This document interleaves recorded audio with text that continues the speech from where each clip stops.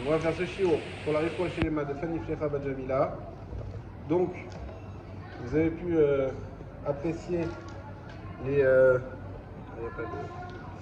vous avez pu apprécier les formules mathématiques développées par la Gemara. Je vous laisse encore lundi un bonus pour pouvoir les revoir encore et encore. Aujourd'hui, on passe à autre chose, sauf s'il y a une question sur un mot ou vraiment une question où il y a une incompréhension qui n'est pas mathématique. On peut répondre maintenant, mais sinon, on avance. Ok ? Alors, on va juste revenir sur la halakha. Vous allez voir comment toutes ces heures d'études sont résumées en une seule ligne dans le Shulchan Aruch. Donc, hein? Voilà. C'est dans le Siman Tarlad, donc 434, Tarlad, halakha bet. Imhi agula, si elle est ronde. Alors, juste avant, il parle de la souka, donc il parle de la souka. Imhi agula, si elle est ronde, Sarich chez Yeba, il faut qu'il y ait à l'intérieur, Kédé les rabéa, la place qu'il faut pour inscrire un carré, Shiva al Shiva, de 7 sur 7. Donc de là, on apprend deux choses. Premièrement, qu'une souka ronde, cachère.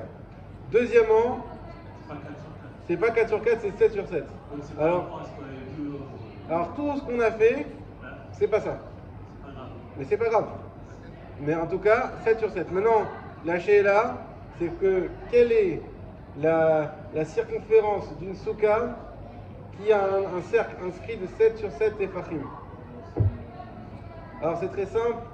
7 fois racine de 2 fois 3, 29 et quelques. D'accord? On va dire 30. Donc 1, 7 c'est le diamètre, fois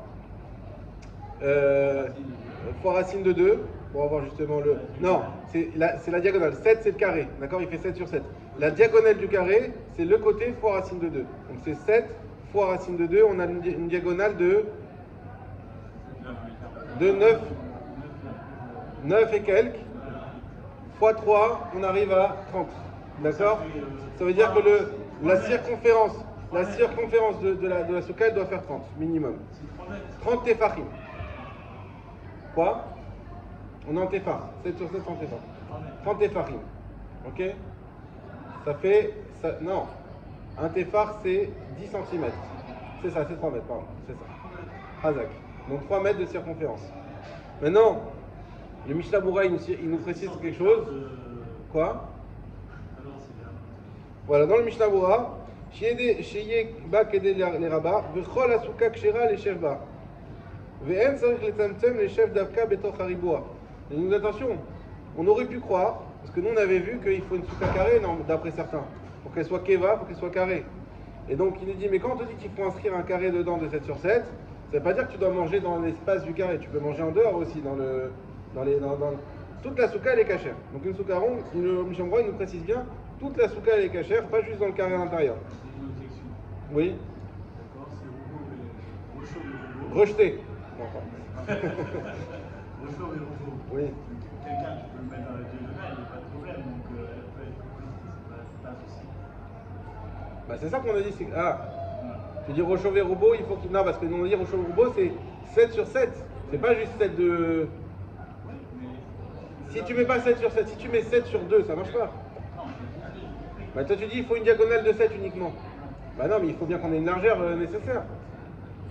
S'il y a une diagonale de 7 uniquement et que... Objection rejetée. C'est tout petit en réalité. C'est petit, ouais. 3 mètres, c'est pas énorme. On avait dit que la halakha dit que la ronde n'était pas permise, que c'est pas norme. Alors ça c'était un avis, c'est pas la halakha. C'est un avis dans la Gemara. Et Rabbi Yochanan il a dit non, la souka ronde elle est cachère. Et il a dit que 24 personnes. Donc nous on a pris... Alors évidemment entre la Gemara et ce que je suis en train de vous lire, il y a plusieurs explications, mais farchim et tout, ça on va pas le faire. C'est pas l'objet du cours ici on fait la Gemara. C'est ce qu'on fait en bassin des Khalaf par exemple, mais là on va pas faire ici. Mais c'est effectivement, la Gemara, on a eu l'idée de 7 sur 7, on a eu l'idée de Rabbi Yochanan qui permettait une souka ronde, mais à condition qu'il y ait 24, on avait dit c'est comme Rabbi Yehuda Nassi. Et là la elle a pris d'un côté Rabbi Yochanan pour dire oui on permet, de l'autre côté on garde les mesures qu'on avait données de Hillel, de 7 sur 7, au Shorubo. Voilà. qui est logique, mais quand tu lisais la Gemara, ça n'avait pas l'air évident parce qu'on a débattu pendant 1 heure sur Rabbi. Donc voilà, donc on peut. Et il continue Mishabura. Vechut sovev esrim vetishat vachim ushne chamishim. Donc le chut sovev, ça veut dire le fil qui entoure, ça veut dire la circonférence en fait. Esrim vetishat vachim, c'est 29 vachim, ushne chamishim et 2 cinquièmes. D'accord? Nukra les rabais betocha shiva al shiva, donc c'est dans ça qu'on pourra faire un carré de 7 sur 7. Lui adin keshosé bat chamesh zaviot oyoter, ah ça aussi. Si par exemple on fait maintenant, nous on était sur une souka ronde, souka carré. Et si je fais une souka pentagone, hein, pour la Maison Blanche, comment on fait alors et comment on fait pour savoir est-ce que c'est cachère ou pas? Souvent on a des soukottes qui ne sont pas forcément pile carré. On essaie de faire un périmètre autour. Alors non, dans tous les cas, c'est pas le périmètre, c'est qu'on puisse inscrire un carré de 7 sur 7 dans la forme de la souka. Peu importe qu'elle soit ronde, ensuite carré, ensuite ce que tu veux. Hein, en fonction des endroits, on a des soukottes qui ne sont pas forcément pile rectangle ou carré. Et bien il faut qu'on. Chez Chamesh Vadou Yoter, Beinan Shieba Kede les Rabea Shiva al Shiva. Donc ça c'est une halakha très importante. Oui, souka kasher. En dehors des cas, on a dit que c'était pas kasher si le mur et le star ils se confondent. Ça vous rappelez, on avait dit. Ça c'est un autre débat. Voilà. Parce qu'il y a aussi la taille à l'intérieur. Mais à partir du moment où j'ai bien un star et un mur qui sont distincts, et bien là, pour la forme, il suffit que j'ai 7 sur 7, peu importe la forme de la souka. Ça, c'est un grand ridouche, et c'est vraiment à la Khalémassé qui peut arriver très souvent d'avoir des soukottes qui ont plusieurs formes comme ça, et donc savoir comment. Et toute la souka, elle est cachère. Hein, parce qu'on peut avoir des fois une souka, il y a une sorte de couloir dans la souka sur le côté qui est peut-être plus petit que 7 sur 7. Est-ce que je peux manger là-bas? Oui, parce que c'est pas plusieurs soukottes. Même si c'est plusieurs formes, c'est une seule souka, c'est l'ensemble qui est cachère. Ça, c'est important. Exactement. Razak. On ferme le sujet de la souka ronde. Vous le reverrez lundi si vous voulez, même si c'est lundi, c'est pas la soukotte, mais comme vous aurez beaucoup de chavruta, je compte sur vous pour être sérieux. C'est très important de tenir les moments qui sont fixés pour la Torah. Moi, c'est une exception, je pars en vacances, mais sinon, il faut tenir les moments de.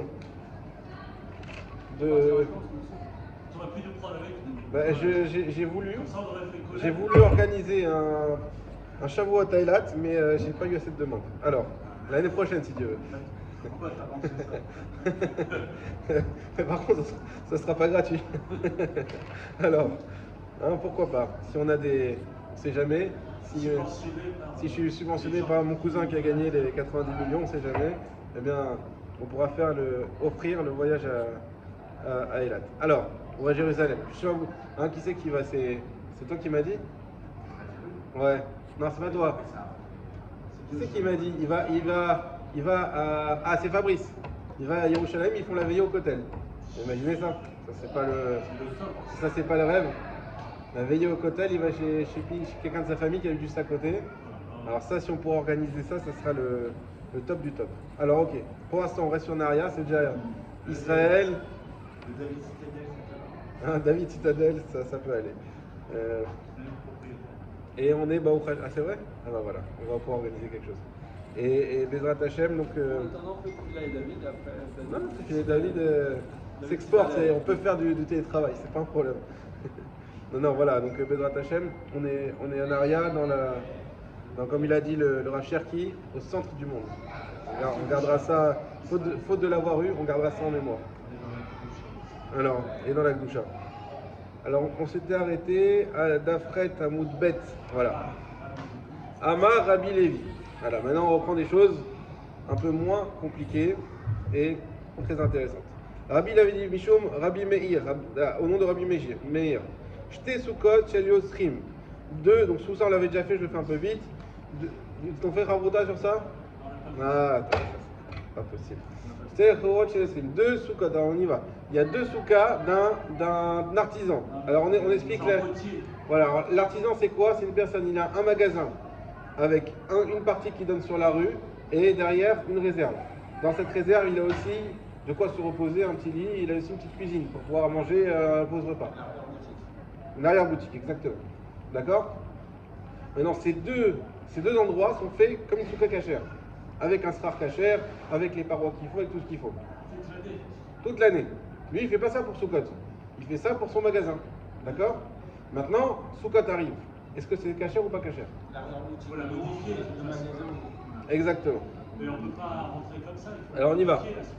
Quoi? Il ne faut pas la modifier un peu pour que ça soit cachère. Pourquoi? Rajouter quelque chose. Pourquoi faire? Sur le sera. Elle est cachère. Mais Donc bon. pour dire que c'est on fait la souka. Alors ça c'est une question. Justement ce qu'on va voir. Alors on va voir. Là c'est pas le débat, c'est la Souka Yeshena. Alors voilà, venez dans les mots. Donc, Rabbi Zolif Mizo, à Pnimit et Nasuka. L'intérieur n'est pas une souka. Donc celle qui est l'arrière-boutique n'est pas une souka. Vechayevet Memzouza. Mais par contre, on est obligé de mettre une mezouza là-bas. Vechitzona, et celle qui est à l'extérieur, donc la boutique. Souka, c'est une bonne souka, mais d'un autre côté, Ptura mina mezouza. Elle est patour de mezouza. On avait expliqué, si d'un côté, c'est quelque chose, c'est un endroit qui est considéré comme haraï, donc qui est pas un endroit, parce qu'on avait expliqué que si tu manges à l'arrière-boutique, vu que tu manges là-bas toute l'année, ça se voit pas que tu fais ça pour la souka. C'est Rashi qui disait ça. Il dit l'onikar, ça se voit pas. Donc comme ça se voit pas que tu fais ça pour la souka, c'est pas cachère. Par contre, à la boutique normale, vu que tu manges jamais là-bas, et d'un coup on va devoir manger, on va dire ah oui, parce que c'est souka, tu manges ici parce que c'est une souka. Donc là, c'est bon. Et d'un autre côté, pour la mezouza, on avait expliqué, vu que la mezouza c'est dans un endroit où on habite, et la boutique c'est pas un endroit où on habite, alors c'est pas tour de mezouza. D'ailleurs, la souka, pas tour de mezouza aussi. Ça va bien. Voilà. Vous mettez pas des mezouza dans les soukas. Très bien. Voilà. Parce que c'est haraï. Un local commercial, pas de mezouza. Alors attends, c'est pas tout. Si on fait un verre. Ah, Razak, j'ai pas vérifié. D'après moi, non, mais j'avais dit que je vérifierais, j'ai oublié. Je vérifierai. S'il faut faire la bracha, si on met une mezouza sur une boutique, Nafon, j'ai oublié Bezrat Hashem, je vais essayer de penser aujourd'hui de le mettre sur le groupe. Quoi? C'est pas une habitation, mais comme nous on est tous tunisiens quand il s'agit des sous, donc on veut mettre quand même une mezouza, on sait jamais si ça peut faire gagner un peu de chiffre d'affaires, on n'est pas contre. Alors voilà, la question c'est est-ce que, je sais que les Chabad ils insistent toujours pour mettre des mezouzotes dans les boutiques. Bon, c'est pas obligatoire, mais si on... C'est bien. Ouais, moi j'ai une boutique avec une entrée devant, une entrée derrière, il y a 2 mezouzotes. Comme ça, voilà, on est protégé et c'est bien. Maintenant, est-ce qu'il faut faire la bracha? Il me semble que non de mémoire, mais il fallait que je vérifie. Ok, on continue. Ve'amai. La Gemara pose une question, et pourquoi Teheve Chitzona Kebet She'ar, on s'est arrêté là. Que soit celle de l'extérieur, donc la boutique elle-même, Kebet She'ar comme un couloir, à peine limite de celle de l'intérieur, Vetitrayev, et qu'elle soit obligée de mezouza, qu'elle soit astreinte à la mezouza. C'est quoi cette idée? C'est lorsque j'ai un couloir qui mène vers une maison. Alors, vu qu'il mène vers une maison, même s'il est à l'extérieur de la maison, on doit mettre une mezouza dans ce couloir-là. Il est quelque part lié à cette maison. D'accord? Eh ben, il dit, si déjà, celle de derrière, il faut une mezouza. Celle de devant, d'accord, c'est une boutique, c'est pas pour dormir. Mais c'est pas moins qu'un couloir. C'est au moins un couloir pour arriver, puisqu'il faut passer par elle pour arriver derrière. C'est au minimum le statut d'un couloir, n'est-ce pas? Donc il faudrait mettre une mezouza quand même sur cette idée de couloir. Mishum, réponse d'Elokvia, parce qu'elle n'est pas fixe. Alors je crois qu'il y a un Rashi là-dessus. Voilà, Mishum de Lokvia, c'est le Rashi à l'élargissement de la ligne, à gauche. Lozo velozo d'avar kavua. Ni celle-là ne sont fixes. Venaptimit chashuva liodla beshar. Et donc celle de celle de l'intérieur, chashuva, elle ne peut pas être considérée liodla beshar pour lui être un couloir. Ça veut dire que c'est vrai qu'un couloir d'une maison, vu qu'il y a une maison derrière, tu dois mettre une mezouza. Mais ça, c'est parce que c'est une vraie maison. Ils disent déjà celle de l'intérieur, on a dit qu'il faut une mezouza, mais c'est déjà bancal. C'est pas une maison. C'est juste un endroit pour se restaurer pendant la journée, pendant le travail. Mais sa maison, c'est pas celle-là. Il a une vraie maison ailleurs avec sa femme et ses enfants. Donc déjà que celle de l'intérieur, c'est une maison qui n'est pas vraiment une maison. Alors dans ce cas-là, le couloir, non. Le couloir, on met pas de mezouza. Et donc c'est sûr que cette boutique-là n'est pas considérée comme un couloir. Ok? On continue. Tanou Rabanan, Ganbach. Les Chachamim nous ont enseigné Ganbach. Ganbach sont des acrostiches c'est quoi? Soukat, ga, le guimel, goyim, nun, soukat nashim, donc la soukat qui a été faite par un goy, une soukat qui a été faite par une femme, soukat behema, ne fait aucun lien, la soukat qui a été faite pour des animaux, soukat koutim, une soukat qui a été faite par les koutim. Les koutim, c'est un peuple spécial qui a eu une conversion biaisée. Et donc on avait un doute, est-ce que la conversion a marché ou pas? Et c'est resté de génération en génération. Est-ce que les Koutim, on les considère comme des juifs ou pas? D'accord? Donc c'est des juifs misafek. Souka mikol makom, une souka, quoi qu'il arrive, kshera, elle est kshera. Ou bilvad, je continue de traduire, après j'explique, et seulement, chete misrochachat keilcheta, que le srar soit mis comme il faut, selon la halakha. D'accord? Donc je répète, soukat goïm, soukat nashim, soukat behema, soukat, le dernier c'était quoi? Koutim, kshera. C'est quoi le point commun qu'on a entre toutes ces soukats-là? Ils n'ont pas de triouf. C'était fait par des gens qui n'ont pas de triouf. Un gars, il n'a pas de triouf de souka. Une femme non plus. Un kouti, ça fait que. Donc, et BMA, c'est un peu autre chose. C'est en fait, on a fait un enclos. Ça voudrait dire qu'on a le droit de demander à un gars de nous faire notre souka. On a le droit de demander à un gars de nous faire notre souka. Cacher, c'est écrit ici dans sur blanc. Quoi? Non, ça c'est mieux. C'est mieux. Mais c'est pas ça. Hein? Exactement. De là, on voit qu'il n'y a pas besoin de kavana. Pas comme la matzah shmoa. Ils ont fait la, ça veut dire qu'ils ont fait la souka de leur propre chef ou tu leur as dit fais-nous une souka? Ils ont fait leur. Le gars, il a fait. Peu importe, on n'a pas pris ça en compte. Peu importe. Même il a fait tout son propre geste, même il a fait pour lui. Il s'est fait une pergola. Il n'y a pas de mitzvah de construire la souka. Ah. Il y a la mitzvah de résider dans la souka. On nous l'a vendu ça, que c'est une mitzvah de construire la souka. Non, si j'ai pas de souka et que j'en fais pas, personne va me dire tu dois aller faire une souka. C'est vrai. Je devrais aller manger dedans. C'est vrai, c'est vrai. Résider. C'est un accompagnement à la mitzvah, mais quand même, quand on fait l'effort de construire la souka, on dit t'inquiète, c'est une mitzvah et tout. Mais... Ouais. Exactement. Alors celui qui n'a pas de souka. D'ailleurs, tu parles de ça, là-bas c'est écrit mitzvah, goreret mitzvah. Donc, On devrait dire celui qui n'a pas de souka, par exemple, il est en voisin un goy, ouais. qui a une pergola, donc il pourrait me dire le juif manger. Exactement. N'oubliez pas qu'on est là, je vous dis exactement ce qu'on est en train de dire. J'ai pas dit que c'était la halakha. La halakha, on la verra après si vous voulez. Je vois que ça vous brûle à chaque fois la halakha. Mais là, la Gemara, ce qu'elle nous dit, c'est ça, exactement. Et a priori, la halakha devrait être comme ça, puisqu'on voit qu'il n'y a pas de marloquette. Effectivement, ces sous-codes-là, elles sont cachères, même s'il n'y a pas eu de kavana, d'intention de faire ça pour la mitzvah. Et même pour les behemoths, pour les animaux, bah, c'est pas les animaux qui l'ont fait, mais on l'a fait pour eux. Donc on l'a pas fait pour faire une mitzvah de souka. Donc construire une souka sans intention d'en faire une souka, cachère. C'est ça qu'on est en train de dire ici. Ça, on le voit quand les juifs sont sortis d'Égypte, là, on parle le premier Oui, endroit Azak. où ils sont arrivés, souka, c'est pour les béhémoths. Ah, c'est pour les behemoths, je savais pas ça. Mais déjà, ils n'ont pas fait ça pour la mitzvah de souka, puisqu'il n'est pas encore la mitzvah de souka. Ils ont fait ça pour. C'est-à-dire que l'origine de la mitzvah de souka, c'est des soukottes qui n'ont pas été faites pour la mitzvah de souka. C'est surprenant ce que tu dis parce que quand on va directement à la France, c'est qu'on ne peut pas utiliser des matériaux qui ne sont pas destinés à faire une souka. Tu sais, s'ils ont servi à autre chose, qui n'ont. Ça, c'est un problème de Touma. Ouais, mais du coup. C'est pas ça. Celui, le gars qui a construit sans vouloir une souka, il n'avait pas destiné ces matériaux-là à la souka et il aurait pu les utiliser. On aurait pu utiliser des matériaux déjà C'est-à-dire, on est vraiment dans la théorie en fait, dans la réflexion de savoir ce Alors, pas forcément, parce que alors, le problème de prendre en fait, le problème c'est de prendre du mobilier. On n'a pas le droit de prendre du mobilier pour la souka. Pourquoi? Parce que ça contracte la Touma, et donc dans la souka, c'est des choses qui ne contractent pas la Touma. Ça, c'est des pages qu'on va faire plus tard. On va expliquer ça.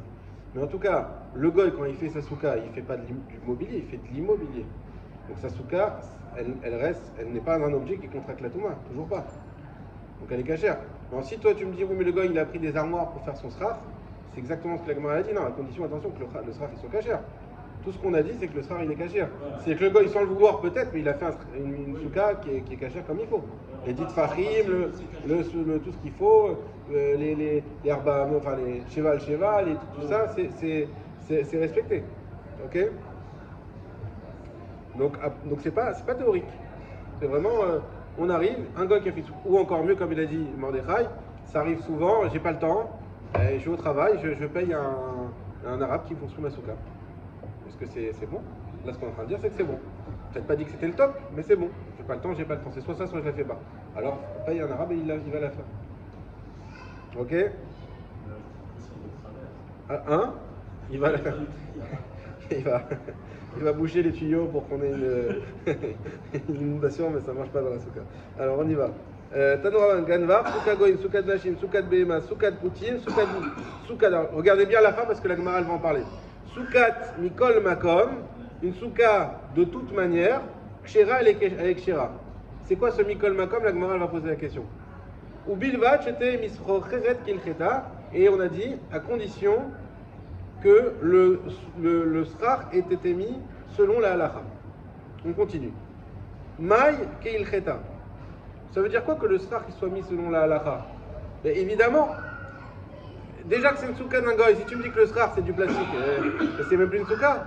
Qu'est-ce que la Mishnah elle a voulu nous dire? Attention, la souka d'un goy il est cachère, mais attends, mais il faut que le srar il soit cachère.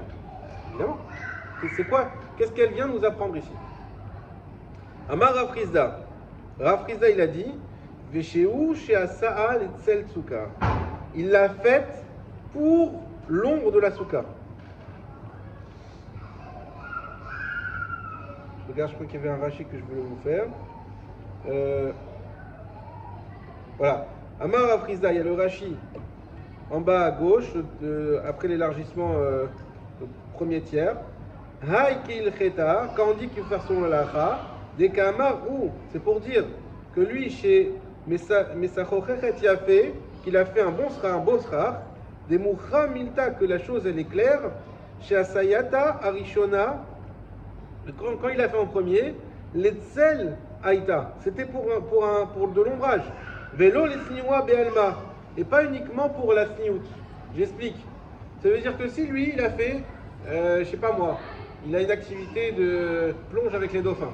Il a fait une petite souka derrière pour que les gens ils se changent, ils mettent leur tenue de plonge. D'accord? Avec une souka cachère. Tout ce qu'il faut. Ça marche pas. Pourquoi? Parce que le but de cet endroit n'est pas d'avoir de l'ombre, il est d'être caché. Mais il a mis un toit. Non. Par contre, si il a fait une pergola dans sa terrasse, on a invité chez lui, il a fait une pergola, et dans sa pergola, donc la pergola, le but, c'est l'ombre.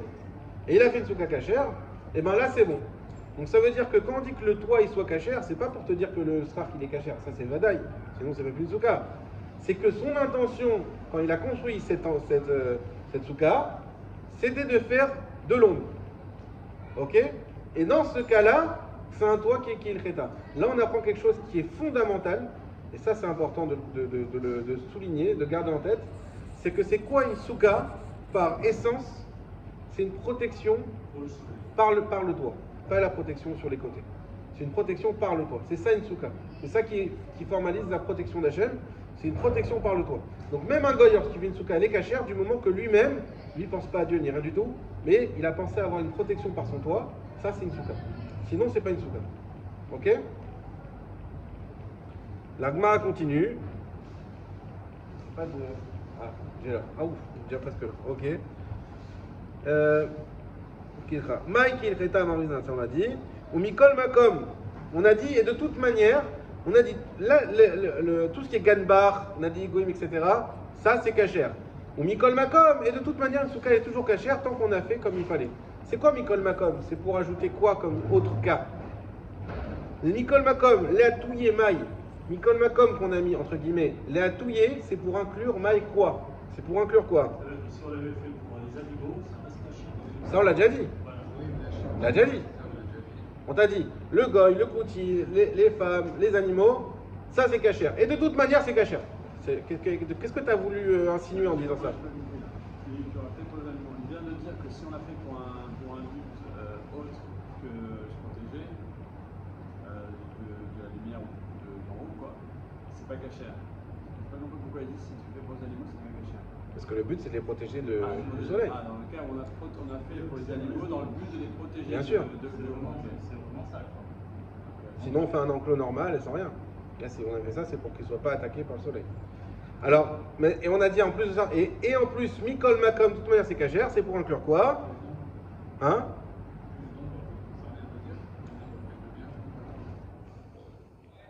Plus d'ombre que de lumière. Voilà, tu l'as dit au bon moment. On finit sur ça. Leatou Yesukat Rakbash. C'est pour inclure la souka de Rakbash. C'est quoi la souka de Rakbash?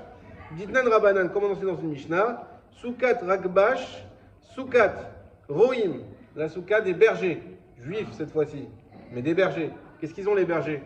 Les bergers ils se déplacent. Donc ils ont une souka portable, mobile, qu'ils installent là où ils s'arrêtent, ils mangent et après ils repartent. Souka des bergers. Soukat Kaitsim, des surveillants. Kaitsim c'est Shomrim en fait, les surveillants des villes. Soukat Bourganim, soukat des Bourganelles. Bourganim, c'est les gardiens des champs. Ah oui.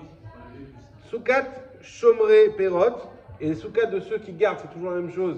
Mais cette fois-ci, c'est les jardins, pas les jardins, comment ça s'appelle? Les vergers, Chazak ou Baruch.